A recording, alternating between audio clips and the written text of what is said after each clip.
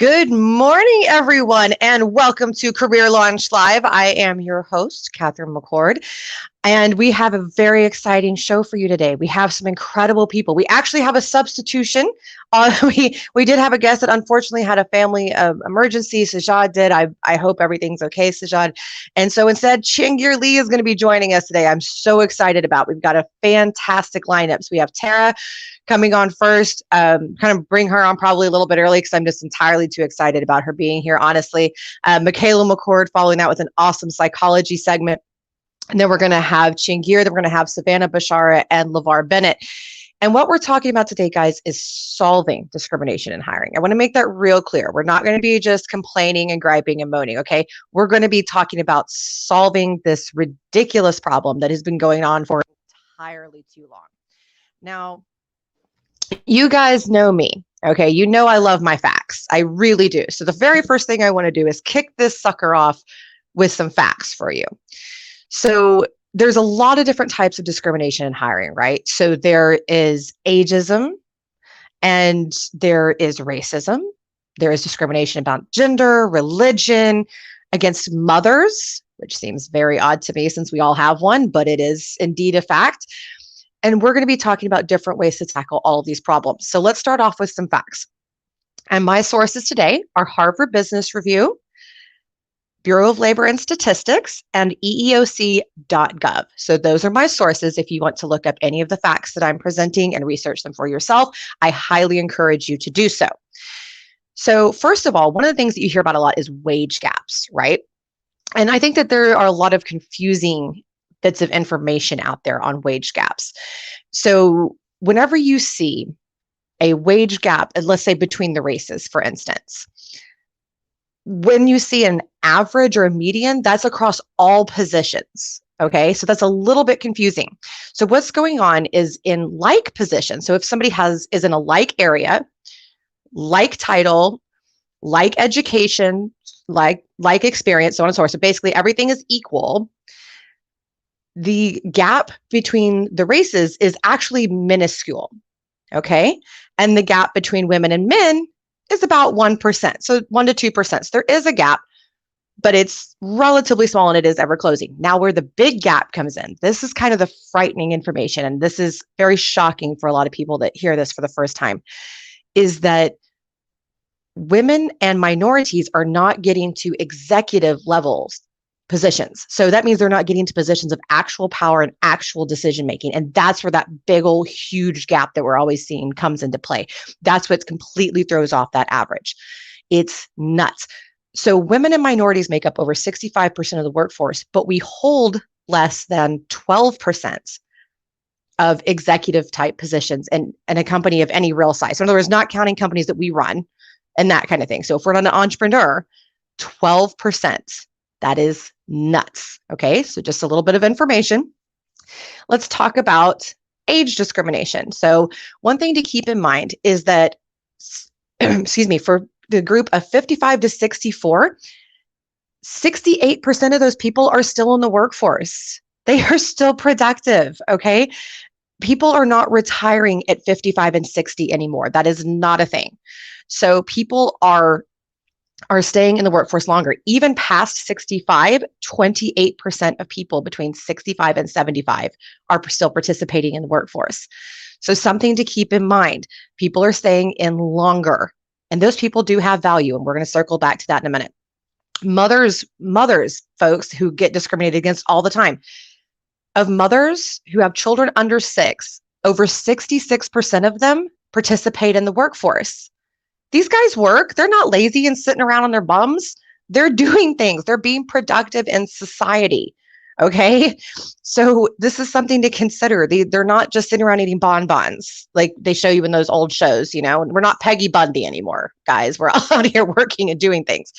And then kind of the last thing that I wanted to touch on that I found really interesting is that religious discrimination is actually declining. And that really excited me. So when I looked that up, and that's sourced from EEOC.gov. Religious religious persecution is on a really strong decline. And that was so exciting for me. I was really, really happy to see that. So those are just some facts. Oh, and one more fact that I love to throw out there, because I always hear, oh, this race is lazy. Oh, that race is lazy. And yes, in the world of hiring, I actually hear this from people, which is nuts.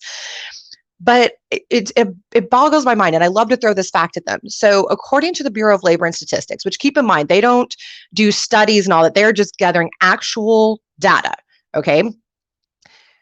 African Americans and Caucasians participate equally in the workforce. Hispanic people and people of Latino descent participate more, as does the Asian community. Guys, minorities aren't lazy. I don't know where this came from. I have literally no idea. But somewhere along the line, it became something that a lot of people just started using as fact. And I see it on Facebook. I see it on LinkedIn. I see it all the time. And it's ridiculous. It is completely and totally ridiculous. Okay. So those are just a few facts to kick the day off with. So keep in mind that just because somebody is a certain race, they are not lazy. Just because they are a certain age, they are not lazy. All of those things are just ridiculous. Okay. So we're going to start talking about busting a little bit more myths and what we can do to move past some of these issues. So our first guest today is Ms. Tara Furiani. She is she is not the HR lady. I nearly called her the HR lady, and that's not right at all. The name of her show is not the HR lady. She has an amazing book called, excuse my language, but Fuck Your Office Snacks, which I love. It is a fantastic read. So let's go ahead and get Miss Tara on here. I am so excited to have her with you. Hey, to have her with us. Hello. Man, what is up, lady? I caught you drinking your coffee. You did. I'm a black coffee drinker. Is that branded? Is that your? It is. Hold that up. That is your branded coffee mug. Yes. I have a wine glass as well. That comes like, for me, I don't judge anybody, but for me, I don't start drinking until 12. At a minute, and I'm not saying like at 12 I start drinking every day. Just to be clear. Like, just to be clear, I don't like pop it out. It doesn't just automatically switch to wine at that time. But yeah, I have a wine glass logoed with our stuff as well. That's fantastic. I love it. Hey. And I want you guys to know, so I found Tara on LinkedIn, and I became a fan of hers because this woman is bold. If there is something to say, she just puts it on out there. There is no qualm. There is no anything. And you're always polite, which I love. You have a kind way of putting things there, but you're still like, I'm calling bullshit on this. I'm really glad you said that, Catherine, because I think a lot of people have this misunderstanding of kind of who I am. And I am not actually a very loud or abrasive or brash person. I'm really not. No. I'm a kind and loving, I love humans. That's why I'm so passionate about the work that I do, because the cool thing is I love all humans, and I want that to be represented in the workforce. I am passionate, like you talked about, some of this discrimination in hiring. I have seen it. I have been a part of it. I was a chief people officer in the corporate world of work for 12 years and in business for 20. I have seen it all. And I'm so very passionate. That's why I am so bold in my writing and with my show. And that's why I took this step back out of the corporate world of work. For exactly the reason you mentioned, was so that I could be bold without repercussion. And that's a damn thing, actually. We talk about that. And tonight, if you don't mind if I plug, tonight is the season opener. It's the premiere of season 2 of our show, Not the HR Lady, same name. You can find it everywhere. And we have a huge event tonight at 7:00, a live watch party, and then an after show at 8. And we talk a lot about fear in the workplace during this episode, as a result of sort of some of the stuff Dr. Fauci has said, Dr. Birx has said, and a lot of that fear has come from a place of having so many just fucky practices, starting with the hiring process. So when you asked about being part of the show, I was so excited to have the opportunity to talk about how we can affect change from the jump. Yes. Problem. Those statistics that you put out there are just abhorrent to listen to. Mm-hmm. Mm-hmm. Whenever because I'm a research fiend, right? So, and by the way, guys, real quick, I'm gonna throw this out there. Whenever you're doing research, please make sure you're looking at valid sources. Yeah. Okay. And be careful what studies you look at, because a lot of studies are skewed. Look more for just factual data, not anything that could potentially be opinion based. That gets a little dangerous. Sponsored by someone. If it's sponsored Yes. by somebody, that's not fact. That's an op-ed. Yes, that is not factually based. So thank you for saying that. Yeah, for adding that in. I think that when a lot of people hear these facts, they step back and go, "What?"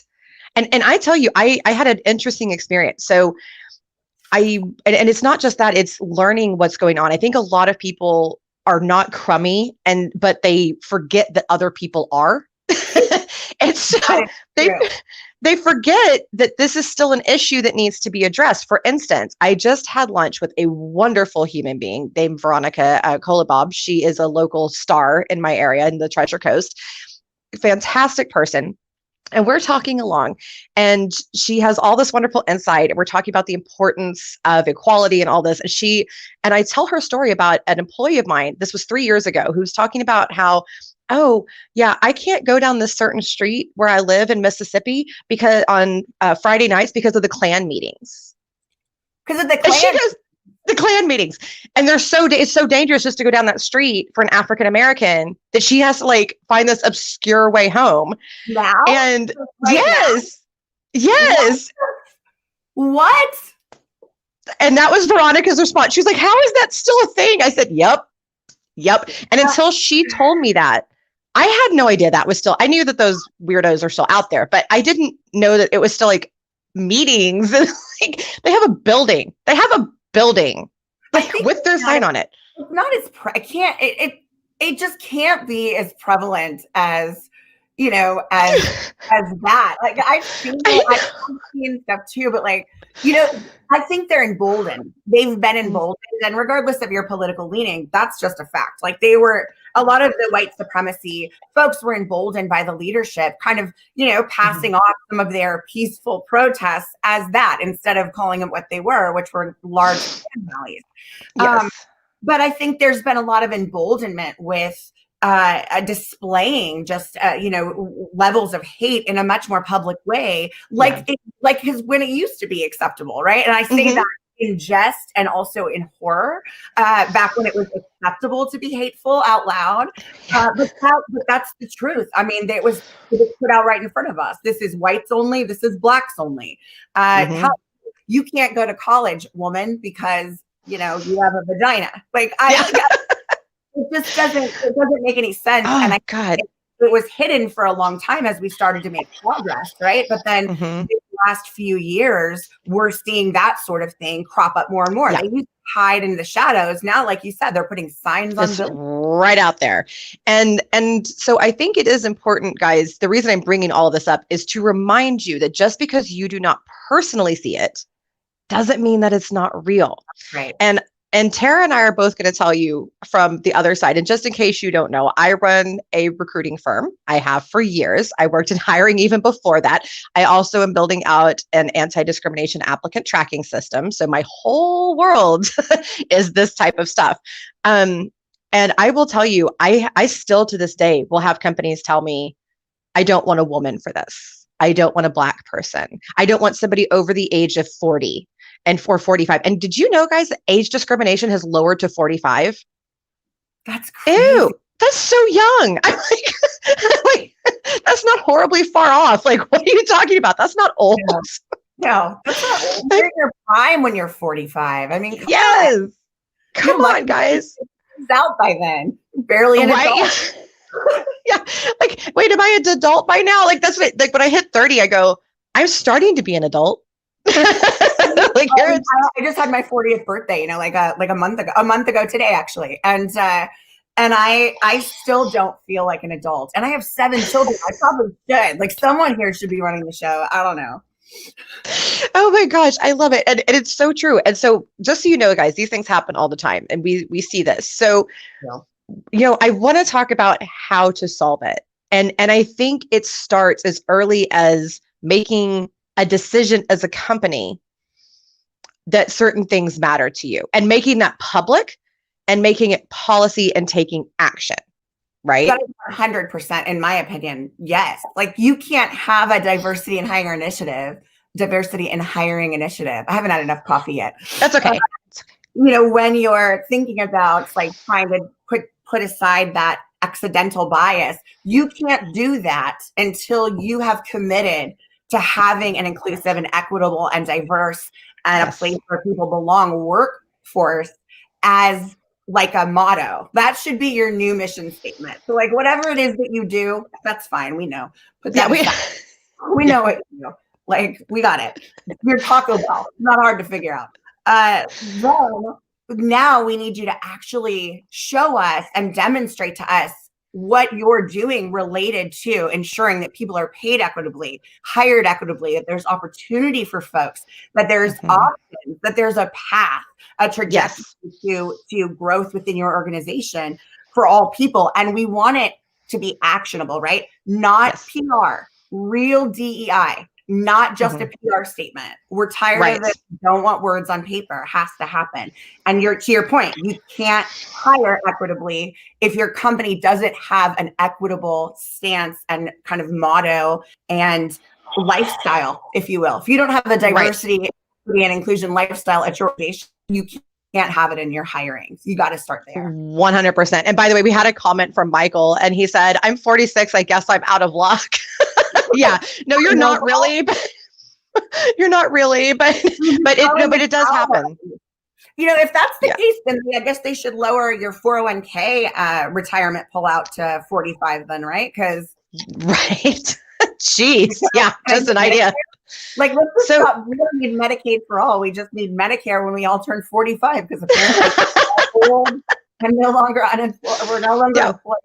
We're no longer necessities at that point. We're invalid. So I think, talking about this, so you're right. You have to make it part of your culture. And a lot of people don't really know what that looks like. I think, and actually I've been so proud. So my mother, who I talk about on the show, like all the time, I'm super obsessed with my mom. So she's an HR professional, has been for years. She's an HR director. And when she realized how bad discrimination still was, she started this whole initiative at her workplace of bringing people in and starting real discussions. And it took months to get people to really open up and to really talk about what they were experiencing. But now they're able to find ways to fix the problems and to grow as a company and figuring out what they need to do to make real change. It is not an overnight thing, guys. We all understand that. I want to throw that on out there. Nobody thinks that overnight everything will just magically be better. No. But talk to people, communicate with them, ask them. And if you don't have a lot of diversity in your company, reach out, find people, ask questions. I've done that to Tara. I have literally messaged her and gone, "I do not understand this. Can I ask you some questions about this?" And that's what people should do, right? If you have a friend or a professional network or a friend who has an answer, rely on that. Talk about it. That's the most next critical step, right? So before, next in line, which I think is where you're going with this, is like, we have to be intentional and actually start the dialogue about this sort of thing. When you don't know, ask questions of those who might. And if they don't, maybe they can help point you in the right direction, and then shut the hell up. And absorb that information that is being told to you. This is gold. This is how you win. This is how you do things you're setting out to do.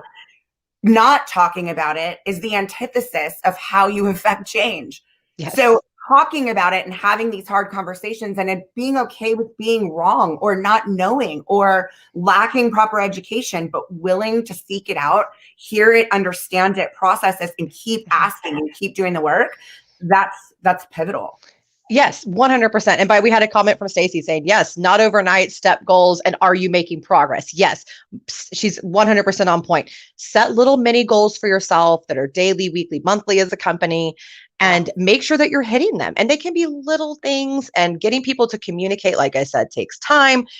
But set goals and alter your culture so that it doesn't matter where you're from, what you look like. I have a saying, hire people, not their wrapping, right? So your company needs to get to the point that wrapping, which is everything that's external, doesn't matter. That goes away. Can I stop you for just a quick sec and just add to that? Stop putting photos on your resume. Oh, yes. Now, don't do it.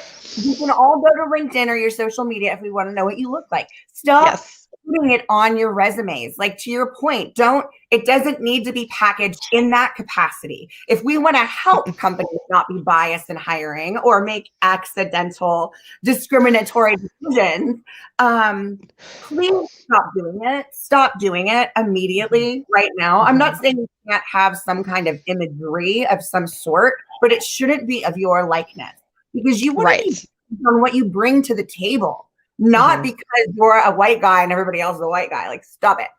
Now. Just don't do that. Or if you're a hot chick and you just want to get hired because you're super smoking hot, which because your shirt's all like this and you're freaking. I got one like that lately. There was a girl and like it was like a photo of boobs, like you could barely see her face. And I was like, why was this on your resume? Like, I know. I don't understand. As you are, but like, don't try to make yourself. Don't try to appeal. Look, how do I say this in the PCest way I can possibly? Just say it. It's fine. Don't try to make yourself something to get a job. Like, don't over sexualize yourself. You don't need to. Don't put your white manness up there, because like, we don't need to see it. Like, you share that you have hobbies. Like, you tell us a little bit about like you if you want, but like, don't put it in a package. That just leads to more bias that happens, that accidental stuff, right? Because then you see it like, well, they're cute, I'm gonna call them. And you will cost yourself more opportunities. And also now there are HR people that are afraid of discrimination if they hire somebody who had a picture. There's all kinds of weird misnomers out there. So just don't do it. She's absolutely right. And Stacey is absolutely right. She commented that marginalized community needs to be part of the goal setting. And she's right, 100%. No matter what the person's position in a company, they are valuable and they are part of the team, and have them involved. Have working moms who are discriminated against. A lot of people don't realize that working moms get discriminated against hardcore, especially in the hiring process. Or you got a wage gap because you had a baby, you're now useless. No. No. I created life. I'm not useless. I mean, you can't. And it shocks people. I don't have kids. And so it shocks people that I'm super supportive of like staying home for a couple of years with your kid, whether mom or dad. And by the way, my stay-at-home parent was my dad. Just throwing that out there. It's not all women that do it. See, it's a beautiful thing. Mm-hmm. It is. And I think that, just get these people involved, sit down. And so here's what you do. You sit down, like she said, shut up and listen. Don't argue with them. Don't put in your little 2 cents, your little sad story. Leave it. Listen to what they have to say, take notes, and then ask them, what are your ideas? What do you think? Write that down. And then start a plan and start putting into action, and then have checkpoints every week or two. Hey, do you think this is helping? Do we need to tweak it? How's this going? Get your marketing team involved. These people have fantastic ideas. Fantastic. I had a great discussion with Jeff Martin, who is helping me with some marketing. He also used to work for a client of mine. By the way, if anybody out there needs a good marketing exec, that's your dude. And I forgot what I was saying. I'm like, talk to the marketing people. They have great ideas and they will help you formulate plans and get your message out there. And they can also sometimes have really great ideas about actionable points. And action is the key. Yeah. So I throw in there, yes, hire a marketing person if that's what you need to do. But before you hire somebody to market your efforts, hire a person who knows how to do the efforts. That's where you start. Do not have your only Black person to run DEI in your organization. Don't even ask. Don't do it. Stop doing it. You've done it before. Stop doing it now. And if you're going to do that and not take my advice, at least fucking pay them. Don't ask them to take on more work. Don't ask them to take on the responsibility of your diversity, equity, and inclusion efforts for no cost. They probably already make less years. So don't be a douche. Give them a bump, but better hire somebody. There are a lot of people, and please vet people, because like right now, everybody's in the DEI space. There are many of us who have done it for a very long time. And there are some people who are doing it now as coaches. And please do your research. To your point about, please do your research with people, because you want somebody who's actually led it for an organization, not who's just lived a diverse lifestyle or studied it in a classroom. Which is great, but not practical, right? Practice. Absolutely. Like a lot of things. Everyone can, I think, agree that a college degree is pretty meaningless once you get into the world of work, because then you learn that all of that was pretty much bullshit, because every company has its own way of doing stuff, its own norms, its own beliefs and systems. So same idea here with diversity, equity, and inclusion and belonging programs and strategies. And that's what it is. It's a strategy. It's not a Band-Aid to slap on something right now because you think that's what everybody's talking about, so you have to jump on the bandwagon. You definitely need to jump on the bandwagon, but you need to be in it for the long haul with the right reasons, develop a strategy with money behind it, and a person who is capable and who is experienced leading it in conjunction with people in your organization, whom you should also pay for this work. That's the guideline. If anybody wants how it's done, that's how it's done. And then 100%. Then you hire the marketing guy to come and tell the world about how awesome of an employer you are. And that's, you can do it in a real and meaningful way to you. That's like, oh no, we really are these people. And we're proud of this work and we want to celebrate it. So do the DEI first before the PR. That's 100%. 100%, because it needs to be from a genuine place, right? Absolutely. It needs to be genuine. And people always ask, and you just posted about this, and I commented that these stats, like people always want to know, well, why should I care about diversity inclusion past doing the right thing? Because apparently that's not enough. So, so here are some actual stats. And if you want to know the sources, you can go to my website because they're on there.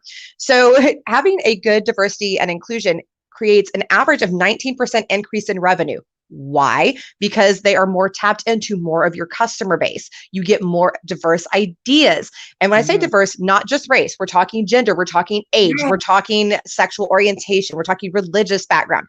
The more variety that you have, the different educational backgrounds, the more you're going to be tapped into your audience, the more you're going to be able to grow, the better ideas you're going to get. So 19% more revenue is a really good reason. Another one is that almost 70% of candidates active in the job market for the last year have said that diversity and inclusion is huge for them, and they will not join a company that they do not feel prioritizes diversity and inclusion. So that means that you are missing out on top talent and retaining that talent, because the other thing that happens if they get in there and they realize that there's not those initiatives, they will leave you. That's right. Yeah, and it's so true. Like people are no longer tolerating because there's choice. There are companies out there doing the right thing, and we want to take our talent elsewhere. Does that mean we'll stay with you for a little while we interview other places? Sure. But we're going to leave for greener pastures, truly greener pastures that are not only more financially rewarding for us, more than likely, because there's probably a strategy around compensation. There's probably an awareness and a wanting to help employees generate wealth as well at organizations like that. Then you get loyalty. And better than that, people like to switch jobs. That's fine. People they get stagnant. There's not a lot of room to grow. It doesn't mean they don't love the organization. So what's the best thing that you can do to create that positive word of mouth for people that leave your company is to give them a great experience as employer, right? To leave your company and then compare all their companies to you. They 100%. Might, but they're telling all their friends how that was their best job ever. They're on podcasts talking about it. They're sharing that word of mouth, right? And that's really powerful. People want to hear that stuff. I didn't leave because there was an opportunity.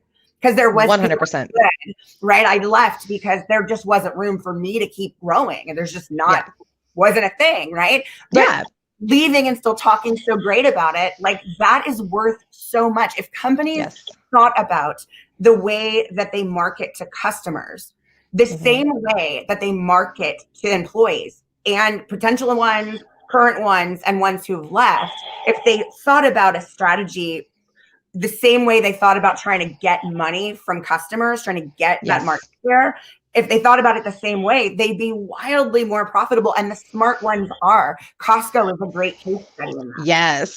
Yes, absolutely. And that is something that I've really been sharing with clients and all that. Think about your employee branding, and because Glassdoor, Indeed, all that, these people get on Facebook and talk about you. They get on LinkedIn and talk about you. You need to be thinking about your brand as more than just how your customer perceives it. It's people in general. And I want to thank you so much, Tara, for coming on and talking with us about this today and talking to us about actionable plans and getting a real DEI expert, not just somebody who who is diverse themselves.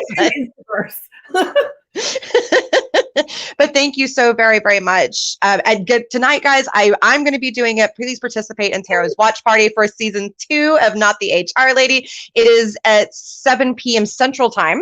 Yes. And then afterwards, there is a watch party. It's going to be fantastic. Trust me, if you have not watched this lady show, you definitely need to. And after the show, I'm going to be dropping all the links to our guests into the event on LinkedIn, so you can go find them and connect with them and all of that. Please do that as well. Thank you, Tara. Thank you, friends. See you soon. Talk to you soon.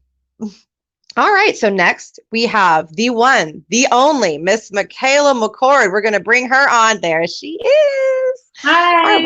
Our resident psychology expert. How are you? I am doing well today. I have a 65-pound dog in my lap, so that's always lovely. That is lovely. Hi, Maslow. He would not take no for an answer. I kept telling him not today, and it didn't happen. Not having it. He's not having it. So I know you were listening to Tara's segment. So as a psychology major, as somebody who's helped in recruiting and done recruiting, and as somebody who has been in the workforce, and done some studying of your own on diversity and inclusion and some research, what are some of your thoughts about the steps that she recommended that companies take?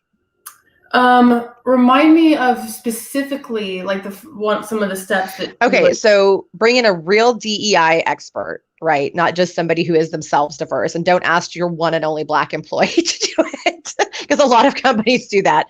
Pressure. And somebody. It is. Yeah, they already have their whole job to do, right? So that's kind of a lot. And then, take the steps and talk to people and don't speak. Not about you. Yeah. And this isn't how you listen. Listen. Listen. No, in all seriousness, I entirely agree. I'm going to first talk about that last one you mentioned, because I remember her talking about that one.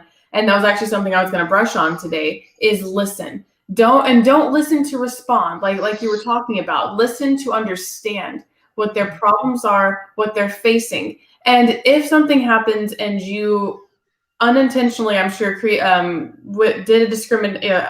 committed discrimination. We'll just say committed discrimination. Sorry, I'm throwing off. My boyfriend just got home and I was not expecting that. But no, if you do unintentionally cause a discrimination or discriminate against somebody, seek to repair that rupture. That's when healing occurs, is when you repair the rupture that was made. And so don't walk up and make an excuse. I want to put that in there. Don't walk up and go, well, I didn't mean to do it. So what? You did it, dummy. Say, it doesn't really matter if you didn't intend to. Even if it was a more covert response, it still was a discrimination and it still caused damage. Yes. You can say, I apologize. I made a mistake. I did not mean for it to come across that way. However, I realized my mistake. And if you don't know a better way to do it in the future, ask. People will tell you, oh yeah, okay, so in the future, say it like this, or just don't say it at all, or whatever it is. A lot of shame can come into play on the part of the person who committed the discrimination. Committed is such a harsh word, but I think in this situation it does fit. I think there's a lot of shame involved in that response, and the fact that they did something, they caused harm, and then it's that embarrassment of, one, not wanting to admit it that it happened, and two, trying to defend themselves to make themselves look better. And I think it actually makes it opens the wound even more. And so I think when you can actually show a little bit of humility there and say, you know what, I did this, how can I repair it? Then you make yourself look even better. So right? instead of trying to defend yourself from the embarrassment, when you actually admit to it, you actually make yourself look better. So Yes. And I do want to say too, guys, because I've been on the side of this, and actually I have a very good friend of mine who speaks a lot about this too. Also have some grace for people. And if somebody's a good person and you know that they're, not hateful and all that, and they slip and do something, maybe instead of letting it sink in, just go, oh, hey, just so that you know, I would really appreciate it if you would say it like this better. That would be better for me. Just communicate and realize that they may not have meant it. They may not have meant to be hateful or hurtful. So do kind of have some understanding. But guys, if you mess up, don't be like, oh, well, you're just being sensitive. No. Stop and acknowledge what you did. Realize that it's not a personal attack on you. Everybody makes mistakes. As Stacy just pointed out in the comments, everybody messes up. It's how you handle it. well, and I also want to comment on even if the person is being sensitive, they have a right to be sensitive. There is a reason they are responding. No, and that's not against you at all, Catherine. That's just I wanted to. No, it's true though. Drive home that point is that they absolutely have a reason to be sensitive. They have probably been through something like that before, and if they're responding to it sensitively, I trust that reaction. That doesn't come out willy-nilly. It's not someone just responding sensitively as much as there is a reason that their body had that reaction. And to your point, I recently so building out this anti-discrimination technology, I have been doing a lot of interviews and getting to know people's stories. And I recently had someone who is a minority LGBTQ woman and gets all kinds of discrimination tell me, a lot of times it's the built up. It's not that one incident is so bad. It's the history of constantly being told you are less than, you don't deserve, you are wrong, you are bad, all these things. And listening to the stories, that is what some people have communicated to them. And it's traumatic just to hear it. I can't imagine living it. And so to your point, Michaela, remember, folks, that there is a lot of built up hurt. And so we have to work on all of that. One thing, and I would love your thoughts on this, Michaela. I've talked about this before on the show. There are companies that have now started bringing in psychologists several times a week, and you're allowed to take mental breaks or mental power-ups, as they call them, and go have a session with a psychologist. And in the middle of workday, you just sign up, and it doesn't matter. And I've talked to several companies. It does not matter if you had a meeting scheduled, anything. You just make sure that any things with clients are taken care of, and you go and you sit for 20, 30 minutes, talk about it. And then one of the things too that they do, and they don't have any specifics, but they have the psychologist then work with them on, hey, as a company, where are we messing up with our people? Well, I think you absolutely know my thoughts and opinions on that. I wholeheartedly support companies that care about their employees enough to offer mental health services like that, because I think you're actually sure you may be, like you said, maybe a meeting's canceled, maybe something like that happens. However, in the long term for productivity, I think you're actually going to be surprised at the effectiveness that such interventions have on staff overall. Right. Absolutely. So you had some research that you prepared for us today. You had some really cool things that you wanted to share. I want to make sure we get to that. So tell us a little bit about those things. Yeah, I actually have, I don't want to take full credit for this research, and I want to actually give a shout out to the friend I got this from. I have a friend at the Fort Worth campus. I'm at Tarleton here in Waco. And for those of you who didn't know, I have a friend at the Fort Worth campus who is a white male in his 40s, and he has done extensive research on how racism affects, specifically African Americans is usually what he looks into. And he does everything he can personally, and he advocates. He has been definitely a beacon to me, and I have great admiration for him. So anyway, I reached out to him and just said, hey, Paul, I'd love to pick your brain about this. I'm presenting on this, and I really want to get it right. I really want to do this justice. And so he gave me a lot of good ideas, and Tara actually covered a good amount of them, and I was just going to add a little bit on top. And one thing in particular that I wanted to mention was that at one point at the very beginning, she said, I don't make judgments about people. And what a beautiful way to view interactions with others. And I also wanted to throw in there a little tweak that I would add. And I would add that she is intentional about her judgments about people.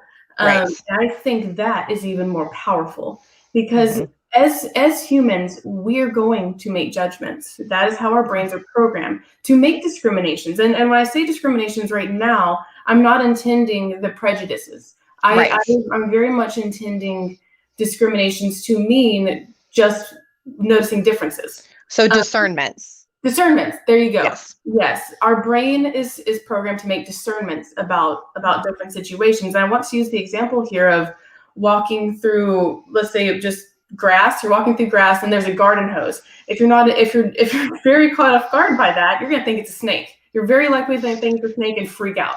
That is a very quick discernment to make to keep yourself safe. And that's a good example of what our brains do on a very consistent basis, regardless of what we're doing. And it's also like when in my studies, we've talked very much about when you meet somebody for the first time, you have already determined who they are as a person within less than a second. Because our brains do that for survival. That's how we're programmed. Yes. So I think the most important thing to solving discrimination is to be personally aware of the biases that you bring, of the discriminations that you can bring to the table, and react with intentionality. Yes. Yes, 100%. I love that. And I think as that applies to hiring, you know, when you go in to do an interview, you can see all kinds of different things about a person from their resume, and you may have something in your head. It's important to remember that you may be wrong, and to consciously make an effort to go into an interview with a clean slate. And because I have had people over the years, and I can, from personal experience, I had to train myself out of my own biases when I interview. It is hard to do. This takes some work. Frankly, it's something that ought to be taught in every HR class before you're allowed to graduate. But you have to learn to remove your biases. And I've been bitten with it. So I've gone in thinking, oh my gosh, this person's not going to have any energy. You can just tell, like, the way that they communicate. This is so boring, and they've just done all these things. They don't know how to, hunt. It was a sales position. They don't know how to hunt. They just want to sit there, and get leads. I got on the phone completely different from that. Just all the energy in the world, knows how to go out and just get business, all this. And I looked like an idiot. I mean, not to anybody other than myself. Thank goodness. But I did. You look like an idiot. Well, and no, it's okay. I looked like an idiot to myself. That's okay. I did. Katherine, you caught yourself. You caught what was happening, and you decided to do something about it. And like I said earlier, you may have felt like an idiot, seemed like an idiot to yourself, and felt embarrassed, but then you repaired that. And you were like, you know what? No, I'm going to catch this. I'm going to do something with it. And that's a huge key in solving any problem, is being willing to admit this was less than perfect. Could have definitely done that better, and then going from there. So when you run into an issue like this, and I've dealt with this with clients, that it's like talking to a brick wall. They don't want to hear it. It's no, they need to adjust. No, they need to do this and that, or in their minds, we punish the person who wronged them. So what's the big deal? Well, that person felt emboldened to behave that way. So what's going on in the company that they felt that was okay to behave that way? Yes, for taking personal responsibility for oneself seems to be less and less common, and that's extremely unfortunate to me. But I actually am going along with what you said as far as the hiring process, Katherine, and noticing discrimination. I actually have sort of just it's not like a huge intervention or anything for oneself, but it's something I thought about that might help notice when discrimination is happening. And I thought about, this is something I catch myself with. I will be walking in Walmart or something, walking down the side of the street, and if I see somebody and I'm making a judgment about them, like, would I think the same way about a white male in his 30s? Would I think the same way about, a young woman instead of an old woman? And those are the things that just a very easy way to quickly catch myself and put my foot in my mouth. There is to your point, there's one of the most powerful scenes I've ever seen in a movie, is A Time to Kill. It's got Samuel L. Jackson and Matthew McConaughey. And kind of the crust, like the summation is it's about a man who kills his daughter's rapist because they weren't going to be punished because they were white guys in the South back in the day when that was, all that mattered. And so in his summation, Matthew McConaughey has the whole jury close their eyes and he walks them through everything that this little girl went through. And it was a little child that she went through. And he said, and now picture that she's white. And the look on everybody's face was just so shocked, of course. And then it turns out that they let Samuel L. Jackson off and all this. But it was such a powerful scene because you stop and you think, it's amazing how we separate other human beings from ourselves to that extent just because they're a little bit different. And we forget, no, we're all people. We're all the human experience. And you and I have a multicolored family, right? We have cousins that you would not think are related to us if you saw them. And I mean blood related people that do not look anything like us. And I think that it's interesting. And maybe that's why we think the way that we do about, it doesn't matter what color you are or whatever. But it really doesn't. It doesn't matter. And it doesn't matter your age. And to your point, it doesn't matter your gender. And we're all part of the human experience. And every single person has their own way to behave. And so when you're hiring, that's what you have to look at. How does this person respond? How does this person, handle all of these different things? That's what you have to look at. That's absolutely paramount, is to focus on the actual person. So in hiring folks, when you are doing your interviewing and you are, and you're going through all this, you have to remember to do those exercises like Michaela talked about, get your biases out of your head and start with a clean slate and learn that person, that human being. That's who you're hiring. I would also throw on there something that I just remembered that Paul and I talked, my friend and I spoke about last night. And it is something I never considered that I think is important when you're also considering the hiring process and addressing discrimination. And that's the fact that, the white privilege is something that we've talked about on this show before. And he addressed a white privilege that I had not considered, and it was that many minorities have assimilated into the white culture. And that's a privilege that we have. I don't think it's addressed nearly enough. And it's so true that, now we look at minorities who are acting white, quote unquote, and we're like, oh, well, they're so well put together. There's a professional person. And it's like, yeah, but we have integrated their entire culture out of them. And so I think that it's also a matter of appreciating the person with their culture and what that culture brings to the table. Not like your culture. Right. And culture, and like I talked about with Tara, culture, you want different cultures, okay? You want different ages, different educational backgrounds, people that are parents, people that are not, people that have traveled the world, all these kinds of things. Why? Because that's how you learn your customer base better. That's how you have a more successful business. And it factually does result in higher revenues. So she's right. Seek out different cultures. Seek it out. Go, we don't have anybody from Africa who's lived in Canada and then moved to the United States. Fascinating. Yeah. What do you know? That's experience. That's what that is. A lot of experience. Yeah. I had an employee. I'm going to say this real quick and then we're going to move on to our next guest. I had an employee at a security company who had literally walked thousands of miles to the United States, came in legally, just in case anybody out there wonders, but walked thousands of miles and started this whole new life with no money. Like, that's amazing.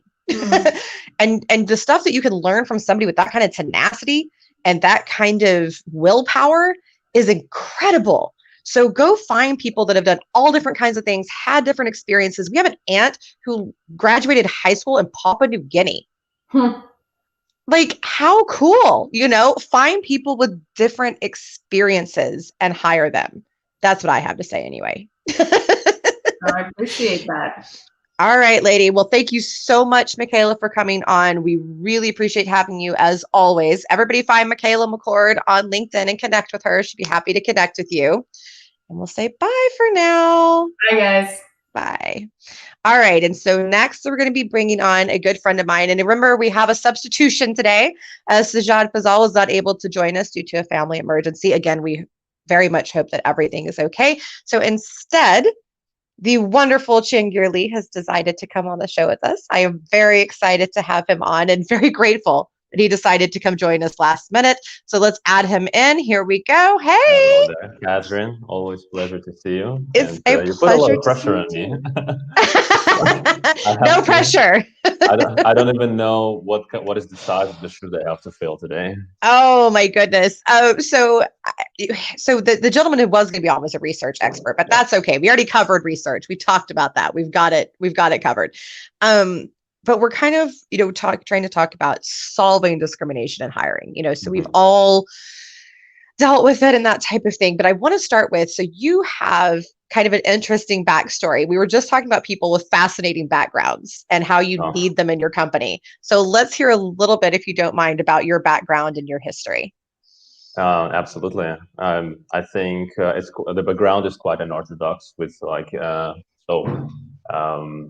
I think my perspective, again, I will try to kind of talk from the perspective of psychology and philosophy at the same time in the world of business. This is kind of my thing. But it is. Yeah, I was born and raised in Kazakhstan. I'm Korean. My mother tongue is Russian. So yeah, what am I? I don't know. I'm a researcher by training, right? I became a researcher because my grandmother was a chemist and she always thought that I'm going to be a scientist. So I stepped on this path. I did that. Drank the PhD Kool-Aid, spit it out. I didn't like it. Started my own company. I had to start it for 2 years in South Korea. And then finally, I came to Canada. And I lived in Canada before from 2009 to 2011. I lived in Regina first, and then moved to Montreal. Okay. So yeah, like as you can understand, like all over the place, I'm a big support. That's fantastic. So what do you think that helps you bring into your work that is different, that's unique from other people? I think I'm a living example of this is kind of my main message, right? To understand what discrimination is in the first place. Right? Discrimination itself, I see it as an illusion, right? And all people, people who live by the principles of like discriminating others, right? They are in a deep sleep. Like they associate this, like first level of awakening is when people see that they are their own bodies. Right, and it's like, but it doesn't matter. You're brown, you're yellow, you're black, you're white. You cut us, we all bleed red. Right. Like if you can't see past through it, like this is where the racism comes from, right? That's a very, very deep sleep. And then the second level is when people start to realize, well, okay, actually, when we come into this world, right, we are all blank slate. Right. So if you take a baby and you put them in the jungle with wolves, right?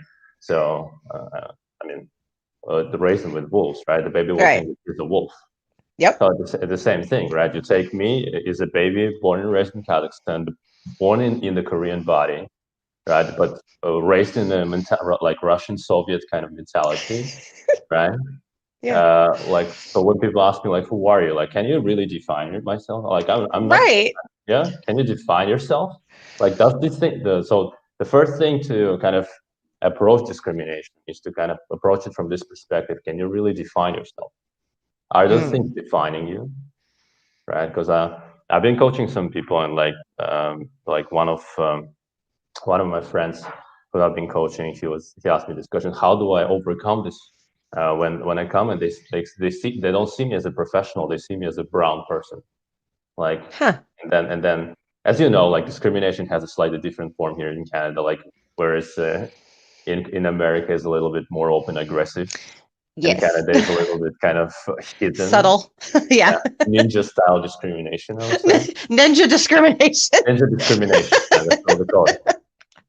But I told him that we do not have control of other people's perception, right? But we always control the way we present ourselves. And the way I see it, right, is that it's our responsibility to flip the tables, like, and to kind of flip the narrative and show like what truly these kind of people are. But when it's for me, it's a real pleasure, right? When a person starts talking to me, it's like, and then we talk for a while, and they're like, "Oh, your English is pretty good, right? Where are you coming from? Like, what's my mother tongue? Can you guess?"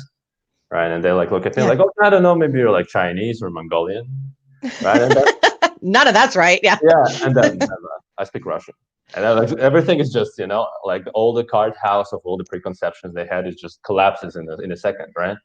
And I think with this kind of attitude, everyone who's ever experienced discrimination, I think you need to come into the conversation. How can you collapse their system completely? Oh, I like that. He's a brown person. Oh, how can you come into the conversation and just break his system of beliefs, like what a brown person can do, and like what he can speak, and what kind of words he can speak, like how he sees and positions himself in the world. What does he bring in as a professional? What kind of work ethic, integrity, right? I like that idea. Just, and maybe that's something that ought to be part of what Tara and I talked about earlier, which was, having the important conversations with the people in your company and coming to understand what's really going on, and then making actionable, points to that, and actually evolving your culture, which then rolls into hiring, right?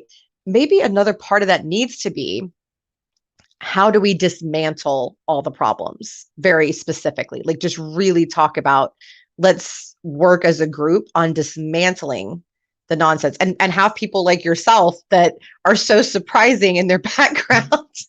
I guess I'm just like using myself as an example, but I mean, in order to kind of have a transformation on the collective level, on the individual level, if you want to go out there and change somebody's mind about discriminating and racism, sexism, and ageism, all that stuff, you need to first get there yourself. Like, yes, you can't lead somebody into the forest if you don't know the path, right? In the same way here, if you do not kind of so true.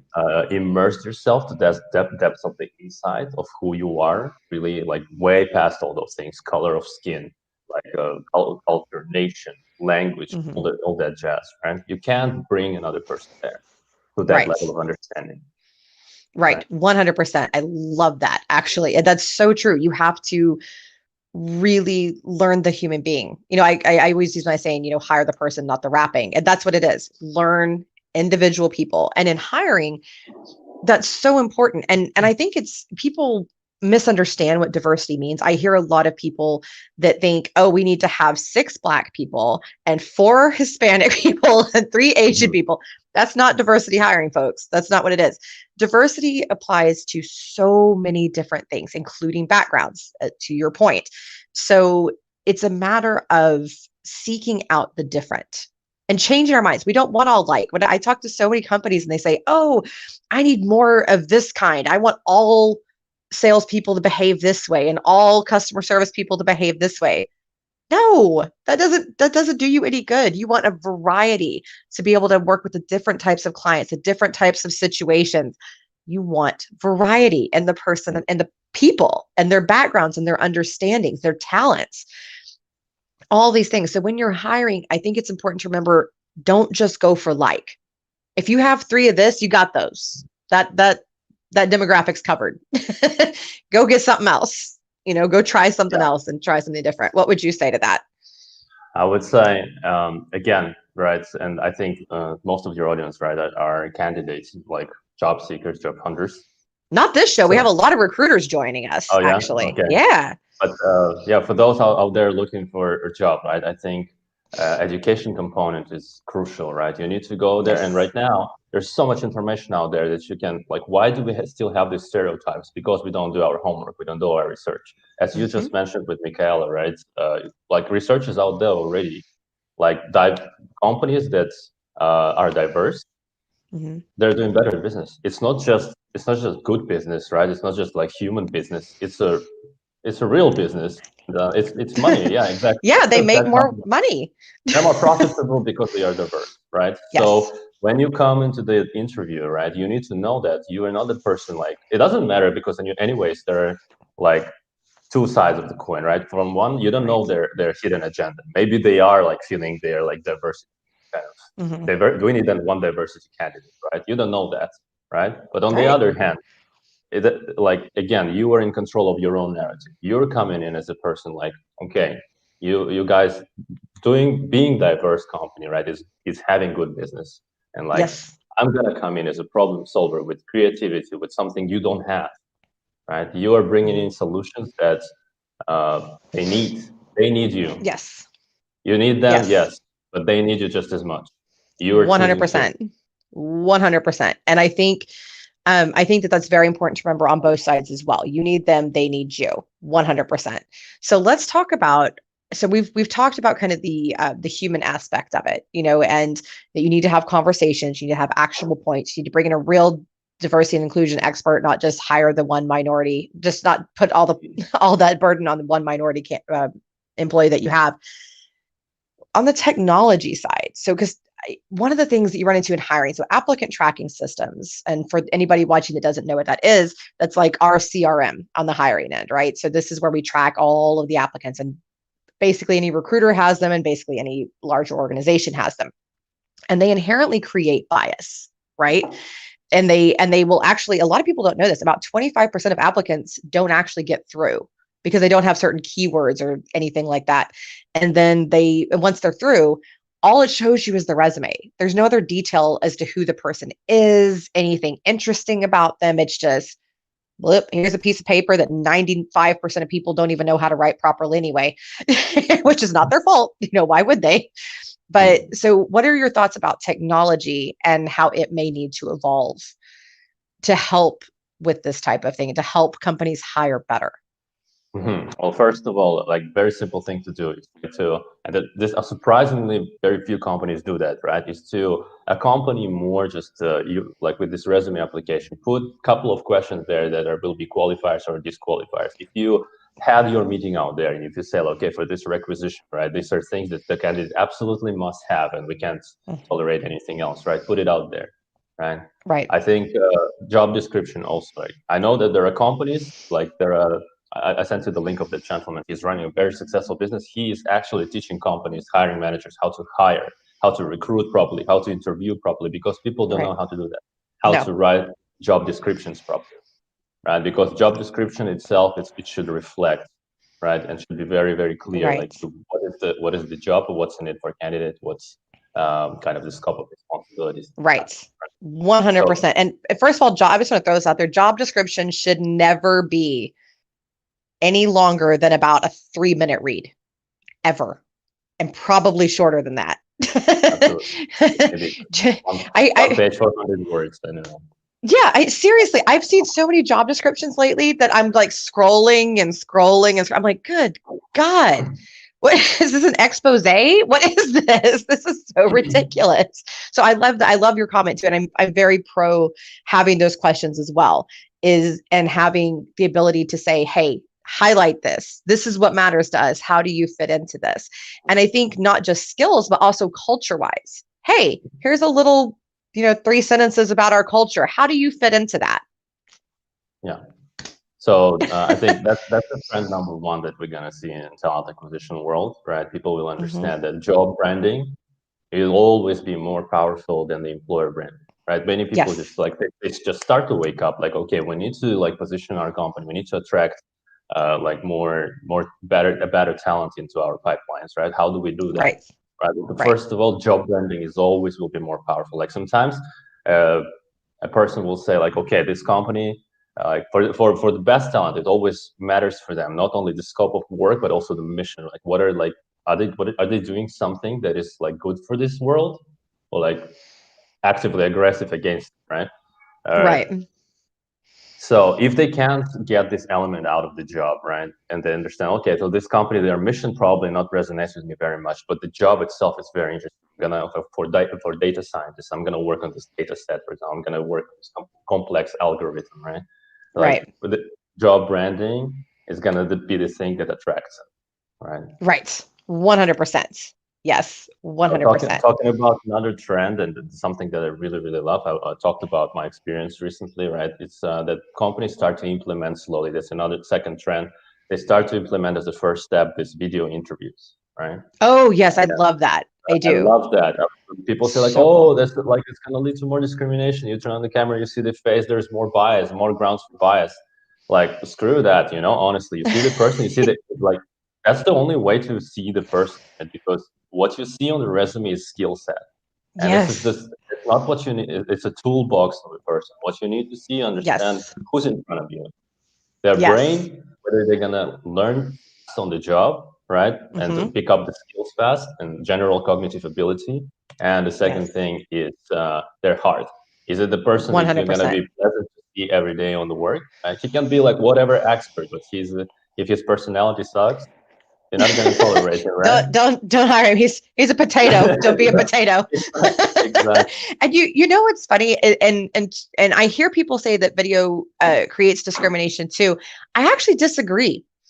I think it takes it away, because I think when you can, one thing I have noticed over the years, and this is just a personal observation, I want to put that out there. This is not anything I've done any actual studying on yet. People tend to, and this is my experience with a lot of clients, they'll have something in their head, but then the second that they talk to a person and they like it, all goes away. So there is something to seeing a person's real energy and real abilities and getting to know them on some kind of personal level that makes a huge difference. And Trevor Houston, who we talk about a lot in the show, he does the Who You Know Job Networking show, huge advocate for videos. And he tells you to send, video follow-ups to people, to tell them thank you, to introduce yourself with videos. You don't want to over video people, because that can be a bit much too. But it is a great way, and he's right. It's a great way to show your energy, to show who you really are and what you can really bring to the table. And a lot of people are so stressed out by their resume that they actually make really bad resumes. But when you talk to them, they can really articulate what they can do. And so I almost want to say, like, get rid of the resume and just let people show who they really are. You know what I mean? Like, Absolutely. ask a few like questions, but yeah, just let people show who they are. What do you think?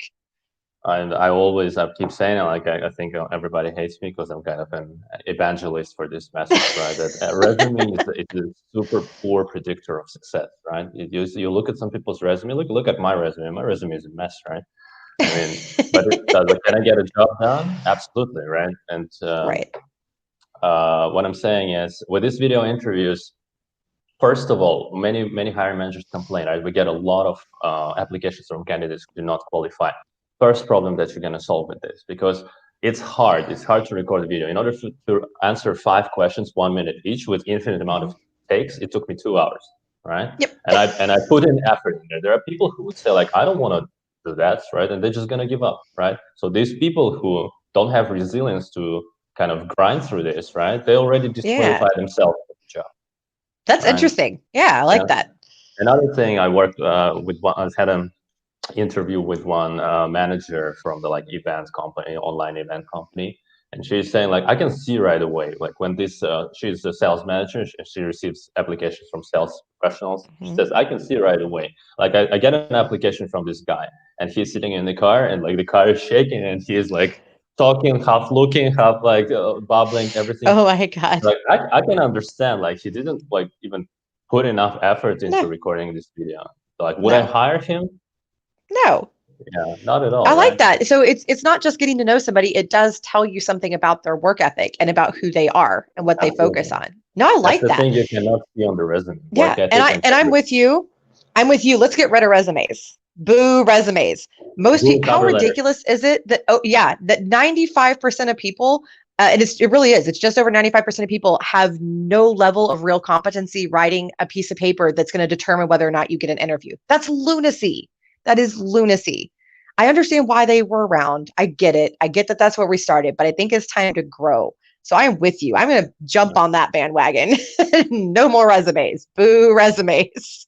Yay, Absolutely. videos. Yay, videos. You ask any Yay, videos. Any employer, what's the most important soft skill among the candidates? They're going to tell you the one thing: communication. Communication, solving everything, whatever job it is, it doesn't matter. Yes. Even you're not sales and marketing, right? And you're not in communications and PR. Communication, Yes. because it's collaboration and it's leadership and it's all the other stuff. Tell me whether you put Absolutely. communication on the resume.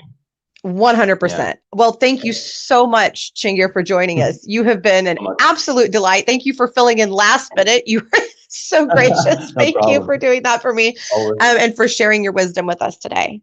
Always pleasure. Everyone take care, and see you on LinkedIn. Oh, and by the way, if you need a fabulous, wonderful employee, since we do have some hiring managers currently watching, this is your man. I don't care what you need done. I'm pretty sure he can do it. So he is truly incredible. So have a wonderful day. We'll see you soon. Yes. All right. And now we're going to bring on one of my favorite human beings. She is a business owner. She has been in the workforce for years, and she's going to help us talk about a topic that we have kind of briefly mentioned previously in the show, but that I really want to harp on, which is what it's like for moms in the workplace and women in the workplace. So let's bring on Miss Savannah Bashara. Hello. Hey, how's it going? It's going good. This is Kobe. Oh, and we have a puppy. Hello, puppy.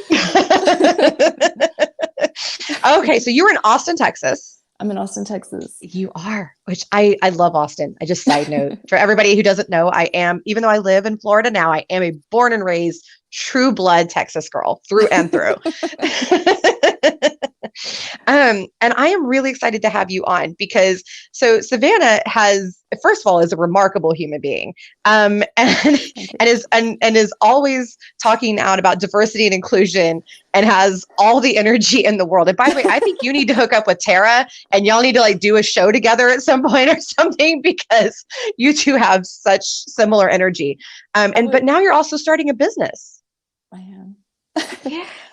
So if you wouldn't mind, I'm not trying to get sidetracked. No, you're good. I would actually like to touch on something that you and Tara talked about briefly. Let's talk about it. Let's do it. The KKK meeting that everyone was shocked about. Oh God, yeah.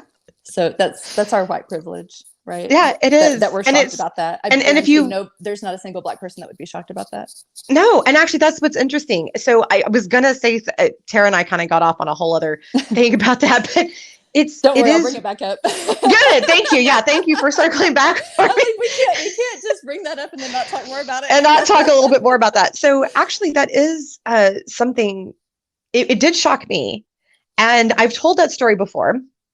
I'm not even sure it's the first time you've ever heard it, but I have told that. And it doesn't shock people. I talked to Kevin. It's so common.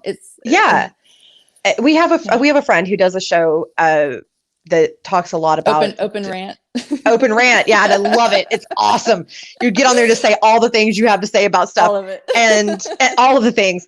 And I've talked about it with him. And when I told him that same story about her not being able to drive down a certain street because of a KKK meeting, and this was 3 years ago, 3 or 4 years ago now, he didn't even seem shocked. Nope. He didn't even, yeah. Mm-hmm. That's our white privilege. Like what? and just a side note, in case anyone watching or if they know anyone who happens to rebuttal that with, well, there's Black Panthers, what's the difference? I would just like to point out that the difference between white power and Black power is that white power is about oppressing people and Black power isn't. Yes, it's about getting rid of that oppression. Yes. And a lot of people hear Black power, and I think there's a miscommunication about what that means. Like you said, I think that they misunderstand, that people think, oh, they only want Black people in power. No, they're just saying they want everybody. Yeah, they want to have everybody have the same opportunity. That's the big thing, is the same opportunity.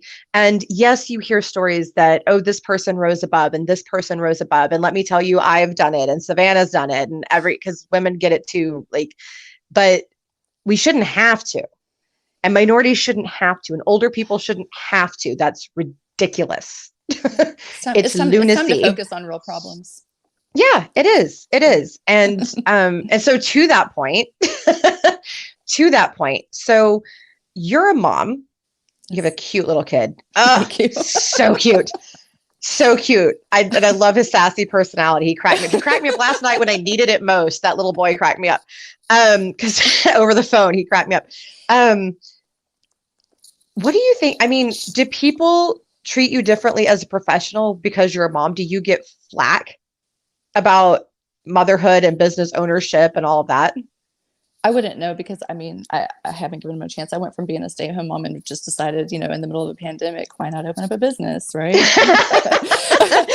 So you haven't gotten to talk to enough people to be discriminated. I don't. I mean, it's just I've my entire life I've taken the path of the absolute most resistance, and it's somehow worked out. But Same. There's something challenging. I think there's something wrong with us, but it kind of works out. Yeah. But I think, so talk about solutions. So being a mom and starting a business, you know what that's like. What do you say to people that say you have to pick one or the other? You can't do both well. What do you say to that? I don't have an answer for that. No. I would say you just have to, so, I mean, if you just kind of think in absolutes, so like if, so if I want to do this, what's the absolute worst thing that could happen?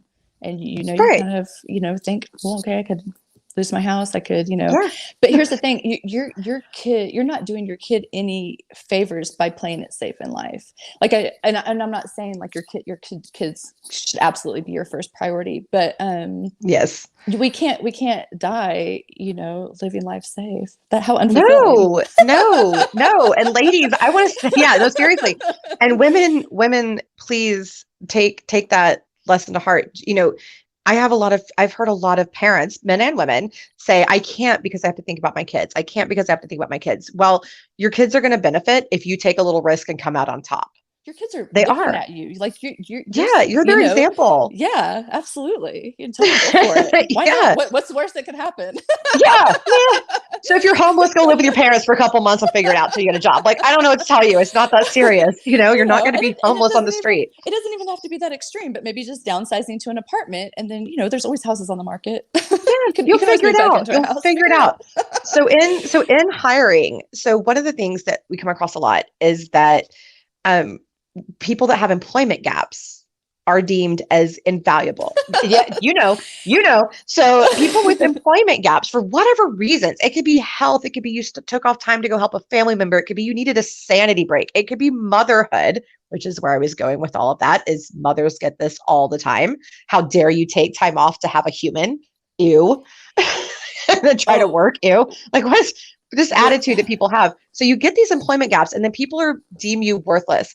But some of the best people that I have ever had work for me had huge employment gaps.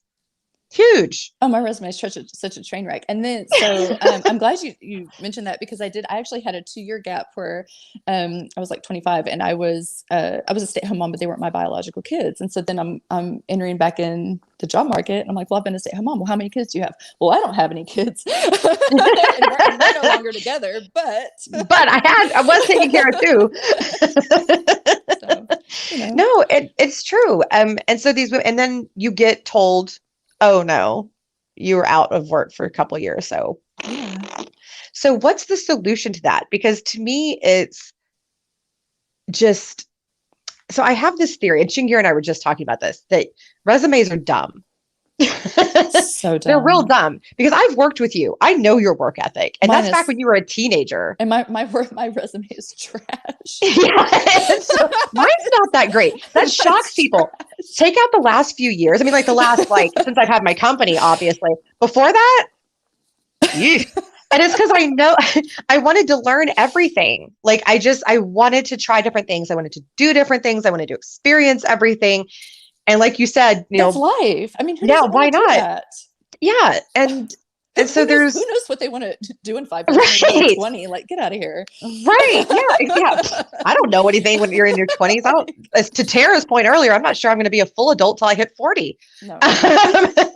But I think that it's important to remember resumes don't tell you who the person is. So the solution to that, I think, in my opinion, is getting rid of the resume and getting to know the person. What were your thoughts? So Shingira's suggestion was video interviews. Like basically you sit down, you film, this is who I am, like almost like a video resume. What would you think about that? Like, hey, this is who I am. This is what I can do. This is what I bring to the table.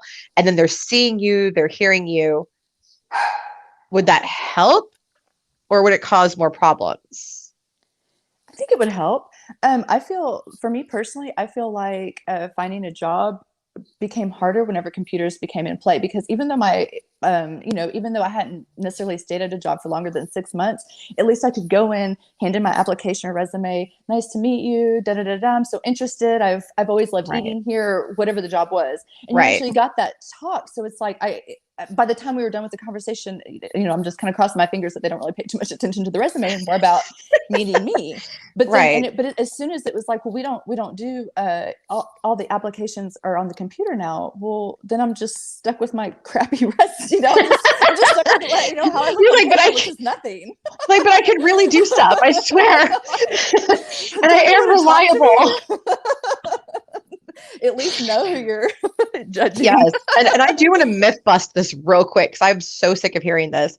Well, I need to know that somebody's reliable. So I need to know that they've stayed at a job for multiple years. What does that have to do with anything? I've had people on my staff, on other, on client staffs and all, that have been at jobs for years and years, who call in all the time, don't finish projects on time, disappear. Like, where'd you go for 2 or 3 hours in the middle of the day? What can the person bring to the table? As Tara pointed out, you're not going to stay with the company forever, in all likelihood. Hi, puppies. Right. That's okay. Do you want me to be real quick? Sorry. No, you're fine. No, you're fine. And so why do people put so much emphasis on that? It's an old way of thinking. And it's a form of discrimination. People don't realize that. You have in your head that in order for somebody to be reliable, they have to do X, Y, Z. Well, reliability can mean all different kinds of things, all different kinds of things. And I would rather have somebody that gives me 100% for 6 months than somebody that gives me 70% for 2 years. And you know what, for that 6 months, I mean, I may have only been there 6 months, but I would absolutely pick up any shift that needed to be. I mean, you could call me and I'd still be able, no problem. Let me get dressed real quick. I'm on my way. Yeah, I'm coming. Yeah, I got you. If you got the hours, I'm going to be there.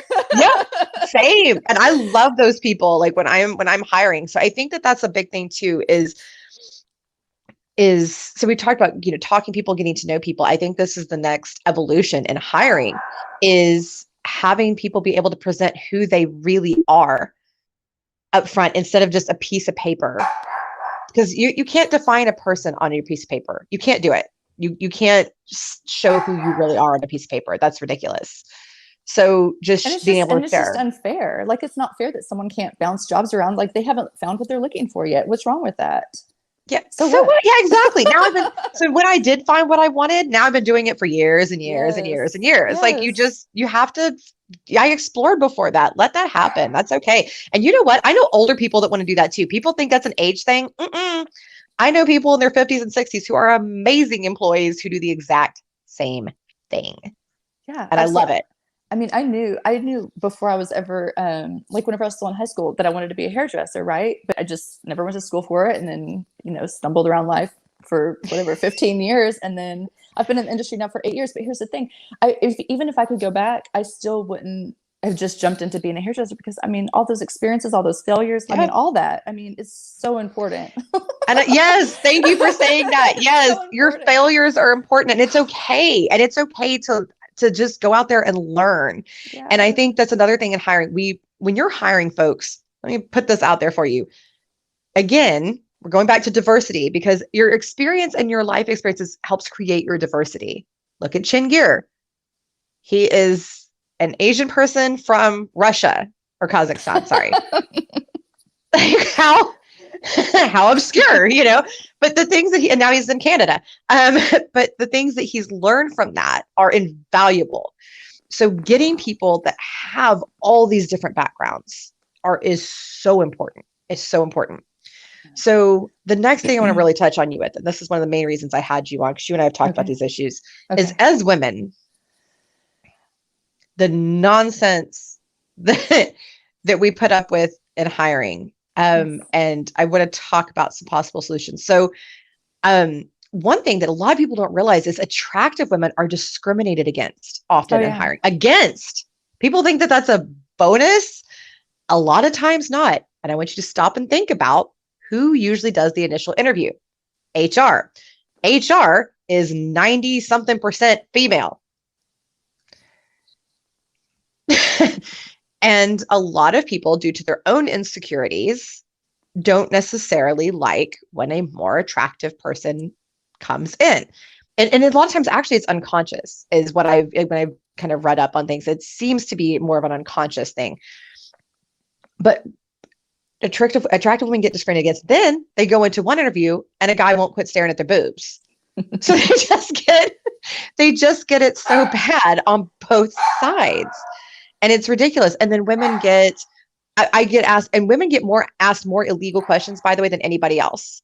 And this is fact. So you can look this up on like any site that you want to. Basically, Forbes did an article on it. And there are a few others too. I can't think off the top of my head. Women get asked more illegal questions like, are you married? Do you have children? Do you plan to have children? Why don't you have children? Just all these different things. And we answer them because we need the job. Yeah, which don't, by the way. Side note, do not answer that. Saying? If you're in the middle of an interview, it's like, who's going to sit there and be like, you don't have the right to be asking me this. We just want the job. Me. My messed up self does that. But seriously, so as women, we go through all of this. And you actually had a really interesting story about that. But instead of talking about that, I want to know what your solution is for this. Like, in hiring, as the hiring manager, what should the company be doing to ensure that women are getting just as good of an application process and interview process as their male counterparts? So I can't really speak on the application process, but I can, like I know what in it's the interview.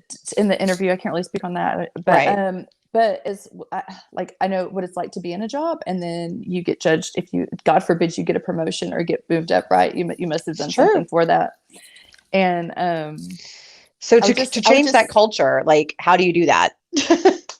I would just say, be true to yourself. You can't, you have absolutely no control. And the guy before me was talking about this. You have absolutely no control about other people, but just be true to yourself. Just be yourself.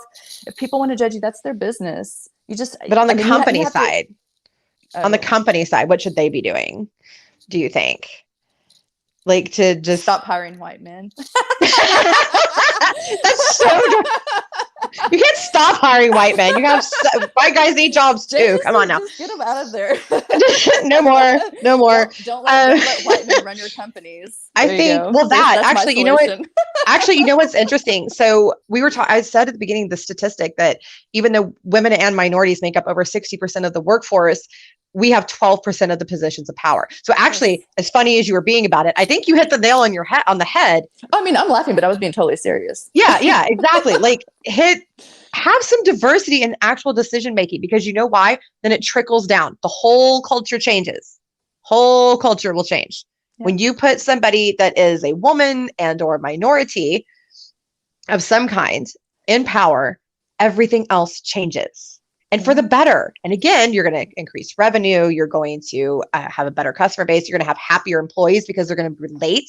Let me tell you, it is very discouraging. And I've heard this even more from minorities. When you get into a job and no one in power looks like you.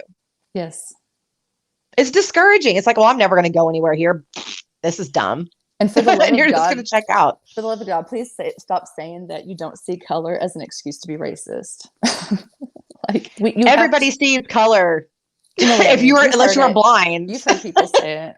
I have. And I don't understand that. Yes, you do. Yeah. Yes, you do. And it's okay. Actually, I embrace it. And I think that's what we need.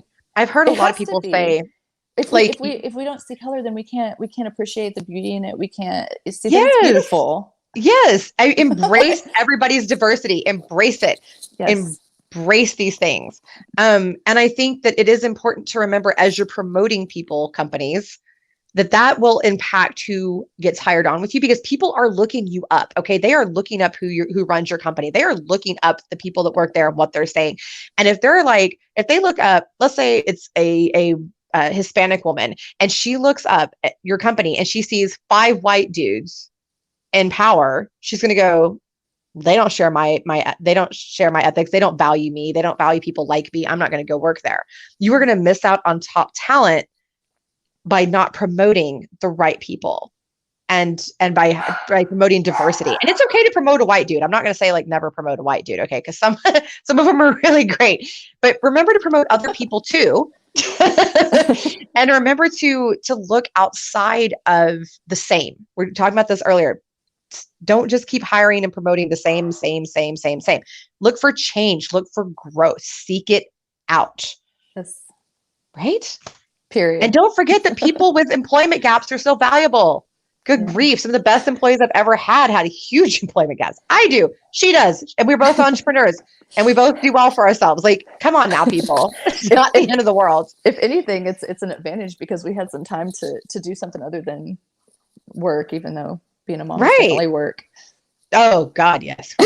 Don't envy you that job. As cute as your kid is, I really don't envy you that job. So, all right, guys. So we're going to say goodbye to our lovely Savannah. Thank you so much for joining us. I really appreciate it. Thank you. And absolutely, guys. Absolutely, lady. I really enjoyed it. And we're going to bring on Mr. LeVar Bennett. He is another one of my favorite people. He is in business for himself. He runs an insurance company. I'm going to let him tell you a little bit about that. But what's interesting about LeVar is that he's been on both sides of the desk, right? He's gone to get a job. You have done hiring, all of it, right? Yes, correct. But let me start off by saying something. So I'm sitting here with one of my business partners and actually an agent that I'm training. Okay. And we are all in shock that this stuff still happens in the workplace. This is absolutely crazy. I thought we were way past that. But no. Okay. I'm actually pretty fired up about it. It's like, are you when serious? you hear these numbers, and these are like, and again, guys, my numbers are all from EEOC.gov, Bureau of Labor and Statistics, and Harvard Business Review. These are reliable sources. Okay. Yeah. So when you hear that minorities and people are like, oh, I've seen plenty of minorities have been promoted to management, not executive. When you stop and really think about it, right? It's crazy. And that's true of the Fortune 500, the Fortune 1000s. 12% of the execs are either minority or women. That is crazy. It's gross. It's super gross. And it's even worse with LGBTQ. It's even worse. Yeah. It's like there's like none of them up in there. I don't know. I don't know why there's a section on a piece of on a resume that says experience, because that's literally what you should be reading and focusing on when you're getting ready to interview that person. There's so much. It does make me laugh, like the way that resumes are structured, because I'm like, this is so, it's repetitive. And it's too mechanical.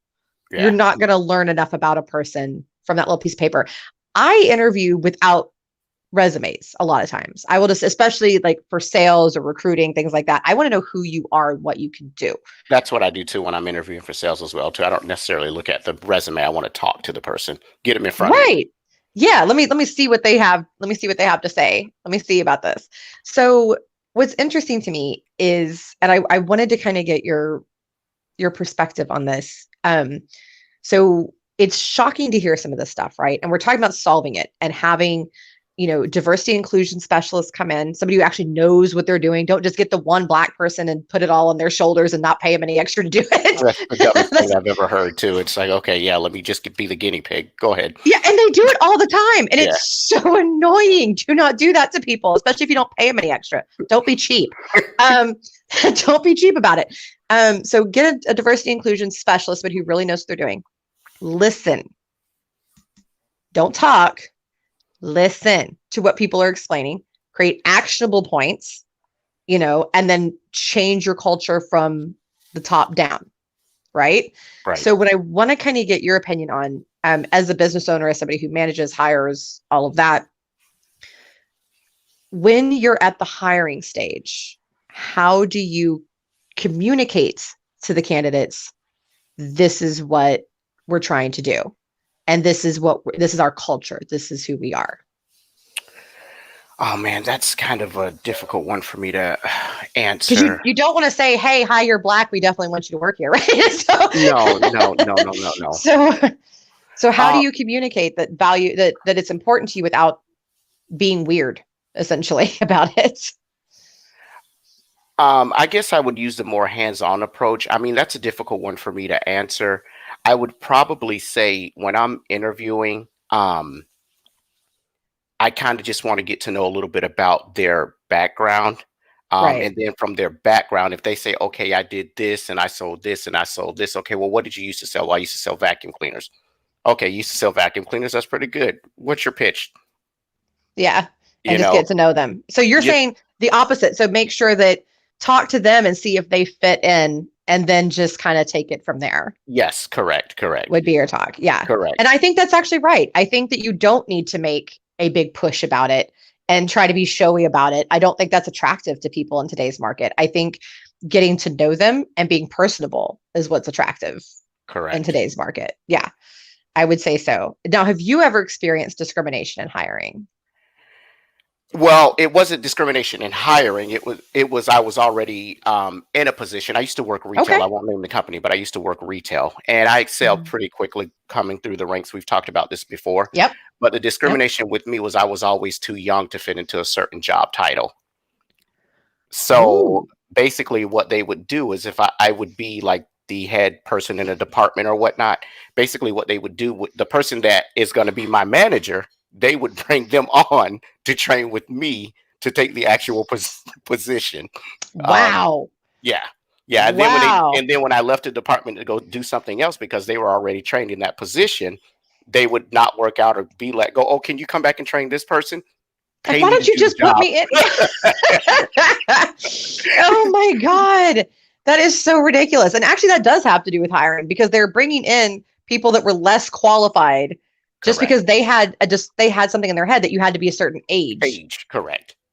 Which is so dumb. And that works both ways. I've heard that somebody's too old for a job. There's no such thing. My father-in-law can run circles around me. Okay. Like, age has nothing to do with it. Janice Downey, we've had her on the show, and she can run circles around me and is significantly older than me. Age has nothing to do with it. And vice versa. I know young people that you could legit hand over a company to them and it would be successful. And then I've known young people that I wouldn't hire to be a security guard on a night shift where all you have to do is fall asleep and pretend you're doing something. Right? That's ridiculous. It is. So we've talked about the technology aspect too, and how technology is causing some of this discrimination, right? Because it puts all the focus on the resume, and it actually will sometimes block people from getting through because they don't have certain keywords. Do you think would you consider it discrimination to have a technology that cuts people off that don't know to put in certain keywords when that is not even common knowledge to do? Yes, I would consider that discrimination. However, if it's related to the job, if they're using the keywords as in certain keywords that they would know that you can operate like a CRM system or something, and you don't know, then that's kind of a different. Well, right. So wouldn't then the solution be to have, like Shingira suggested, have like a question of, hey, how many years of experience with, whatever Salesforce or whatever, whatever CRM, and then have that be a question that they can fill in, because people may not put CRM on their resume, but they do know how to use one. And so if a system kicks them out, then they automatically, like, what? Yes. Yeah, that doesn't make any sense. Yeah. And I will say, as somebody who's looked at a lot of sales resumes over the years, most sales guys do not put their knowledge of whatever CRM on their resume. Yes. Right. Am I right? Yeah. So it's a dumb way. And it's the same thing actually with IT. And a lot of people don't think about this.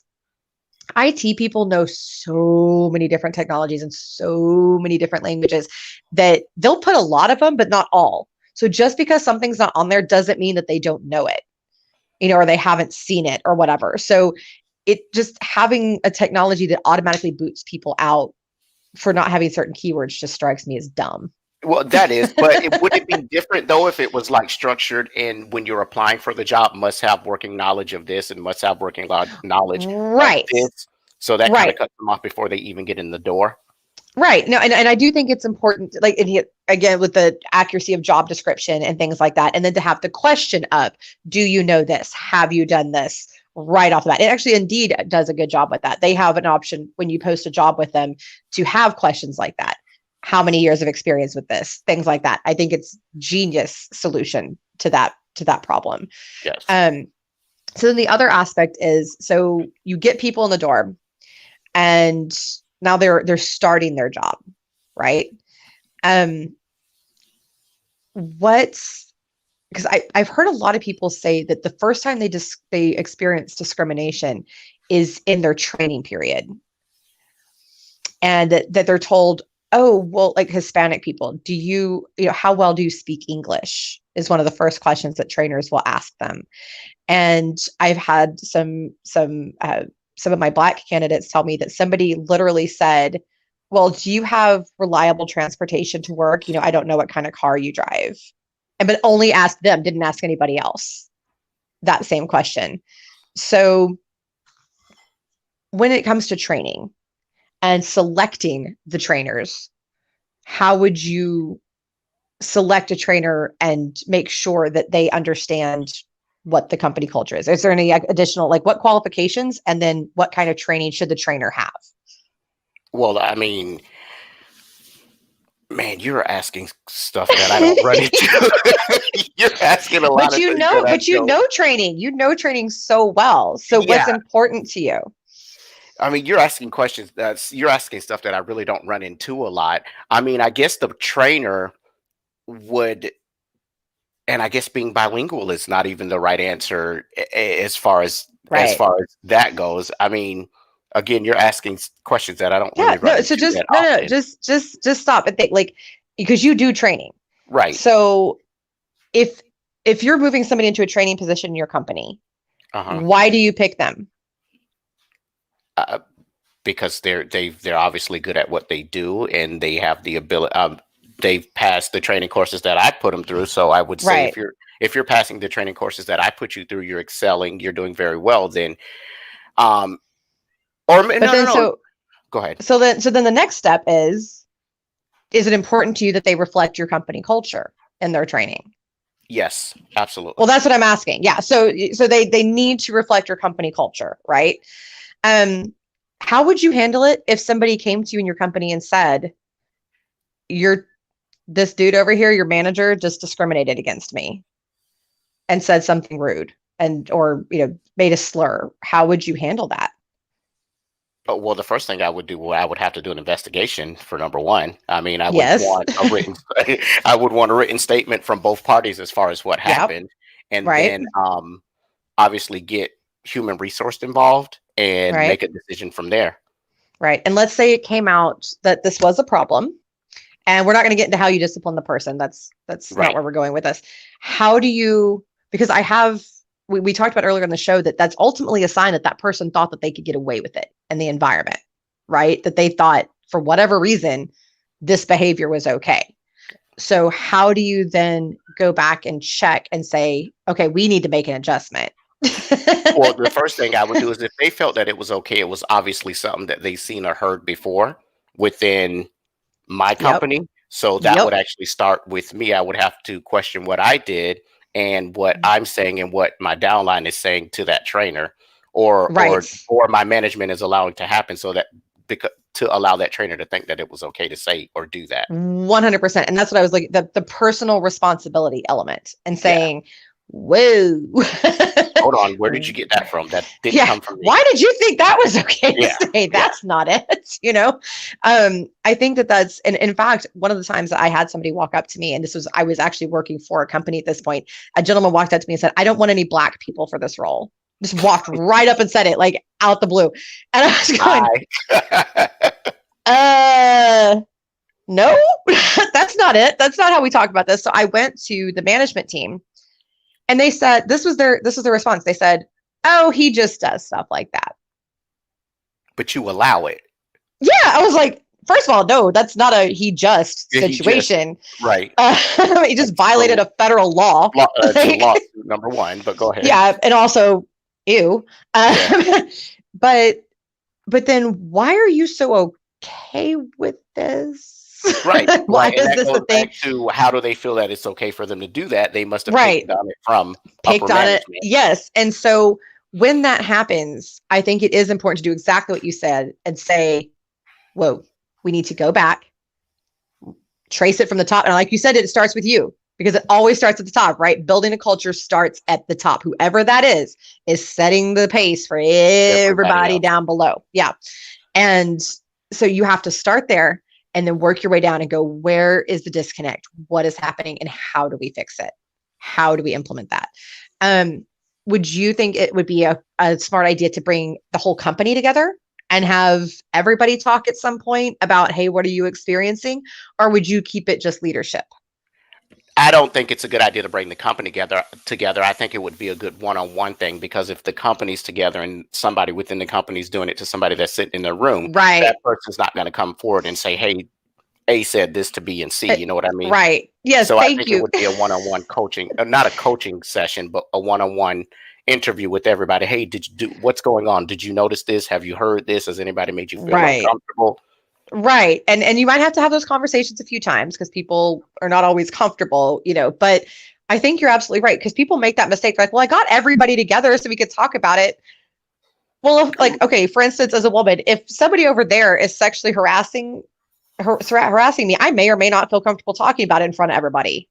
I would, because that's just who I am. And if that person's doing it to you, they're probably doing it to somebody else too. Yes, exactly. But not everybody's going to be comfortable talking about that. Not every minority is going to be comfortable saying this person made this comment. Not every LGBTQ is going to be comfortable saying this person said something nasty and hateful to me and all that in front of everybody.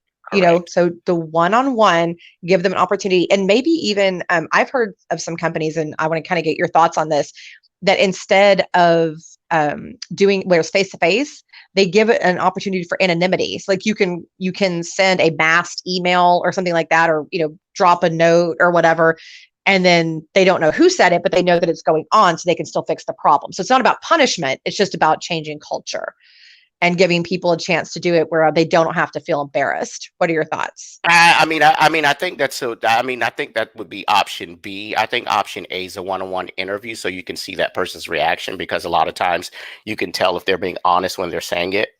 Right. Versus if they just drop a letter off and say, no, everything's fine, thank you, I saw it, blah, blah, blah, on to the next one, the issue doesn't get addressed. But if you have a one-on-one with somebody and you see their reaction, okay, I heard you, but let me just circle back to this person, because obviously. And that was a great response too, because I think that a lot of times when people talk about these issues, they want to just stop at the, oh no, everything's fine, and keep moving.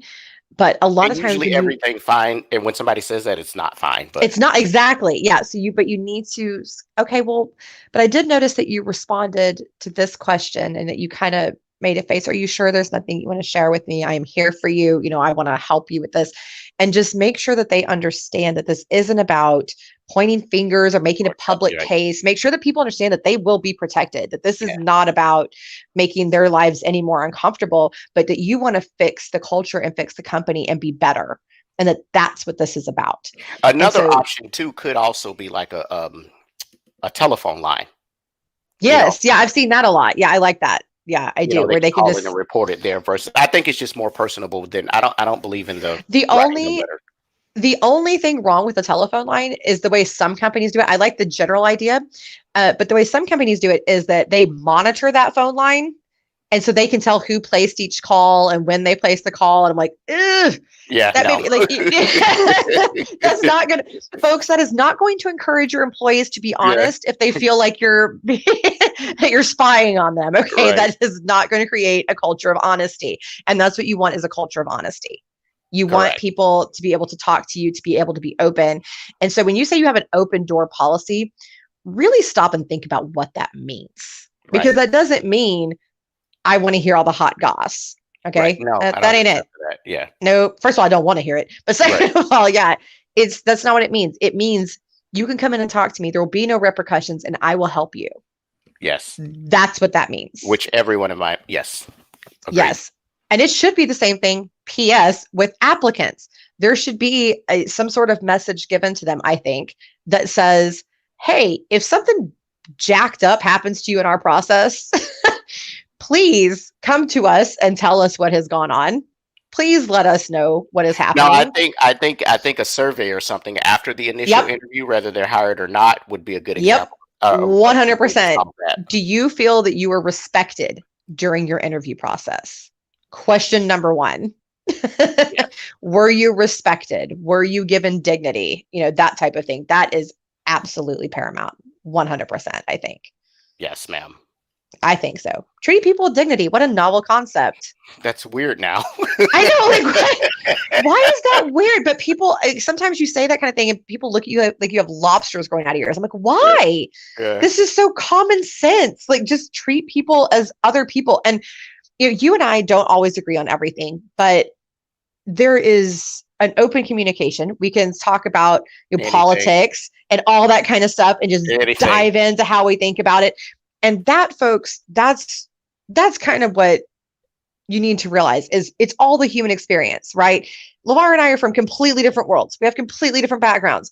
We obviously do not look the same. We have different affiliations, different orientations, and yet we have so much in common in terms of entrepreneurship, beliefs, things like that. And then we honor the differences. We honor and respect the difference. Learn from each other and grow off of them too. Yes, and grow. And you learn from people. I learn from him all the time. I learned from Savannah, who's different from me. I learned from Chingir, who's massively different from me. He was awesome, by the way. Isn't he wonderful? Awesome. He was awesome. I loved him. Yeah, he's so great. He really is. And he has so much wisdom. And you talk about somebody who surprises you when you learn about them. It's like, yeah, I was like, wait, what? Huh?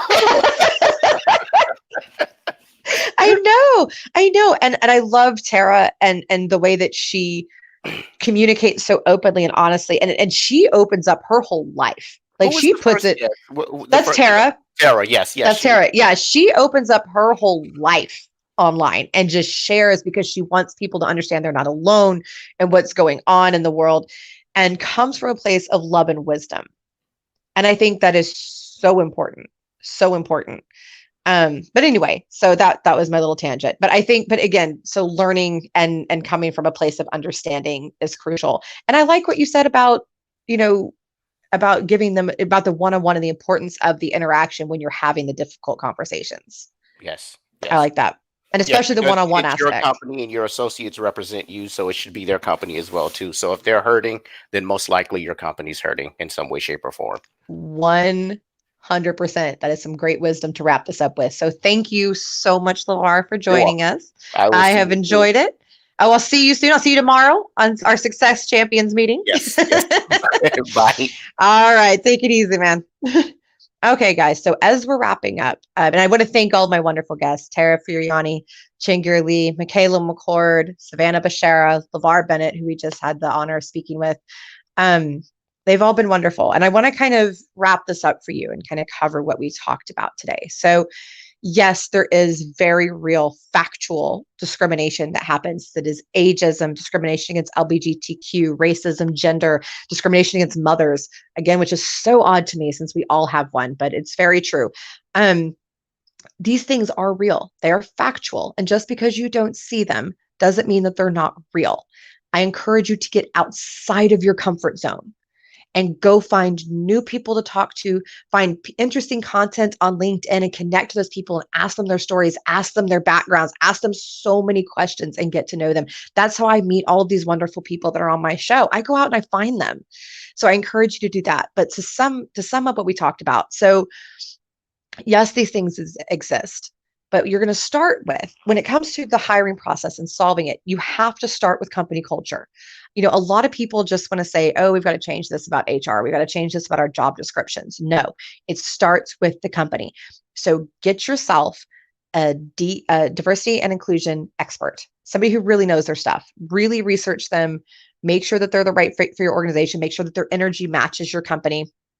Bring them in, have them organize it for you. Sit down and have conversations with people. Just sit down and listen. Listen to what's going on. Don't say anything. This conversation's not about you. This is about them. Learn from them. And it may take a while to have them really open up. Okay. It may take even a couple of months, especially at bigger companies where a lot of things are hidden or people feel like they're going to be targeted, that kind of thing. Really give them some time. Keep talking about these things. So listen and create actionable points. Start with weekly goals and go to monthly goals, then go to year-end goals and create action points and have touch points to say, hey, how do you think this initiative is going? How are we doing? Why does diversity matter to a company? Because it on average yields 19% additional revenue because you get a better understanding of your demographic and of your customers, and you get more fresh ideas, things like that. The source for that fact is on my website. You can go check it out on titanmanagementusa.com.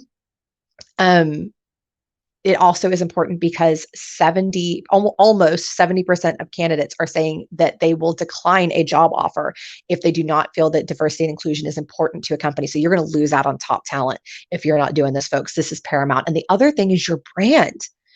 Your brand is not just what customers see and all your marketing to customers. It's the people. With Glassdoor and Indeed and LinkedIn being what they are these days, folks, your employees better be happy or your brand is going to start sinking. And we've seen that in the job market and on the stock market with companies whose employees have been bashing them, their stocks are sinking. And I've seen it on the private level with clients that, when I come in and they haven't been doing well, and then we turn it around and all of a sudden it's like, oh, well, now we're making more money. Everybody's happy. We're keeping people.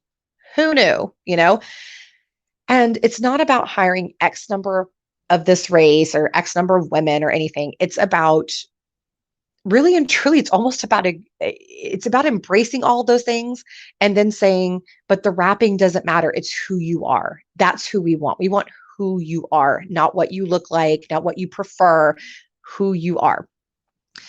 Then, so we've gone through, you've gotten the DEI, you've created this culture. It's wonderful. You're promoting minorities and women to actual levels of power. Folks, first level manager is not true equality. Okay. Promoting people to actual powers, actual positions of power, that's what matters. Okay. You need to have people at all levels, who are diverse from each other, not the same. Okay. And you don't want the same of anything that, so you don't want three women or 3 Hispanic people or 5 Asian people or whatever it is, or, 6 LGBTQ. You don't want the same of anybody. Have diversity, change it up. That's the best way to grow. And it's the best way to have a full culture and to have a better understanding of your client base. So let's say you've got all that in place. Then you need to go look at your application process. First of all, is your applicant tracking system letting everyone through for human review? That is important because some applicant tracking systems actually boot people out for not having certain keywords. That is ridiculous. Folks, people are not professional resume writers. Little hint, that is not what you are hiring them to do.